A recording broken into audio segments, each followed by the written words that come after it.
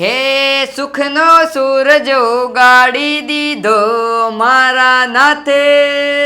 કેટલાનું આવ્યું? 9,990 નું આવ્યું. અરે 3 વર્ષની સર્વિસ વોરંટી. હોય જ નહીં, માનું જ નહીં. ભાઈ તું આ અનોખી એન્ટરપ્રાઇઝ માં લઈ જા. હાલે.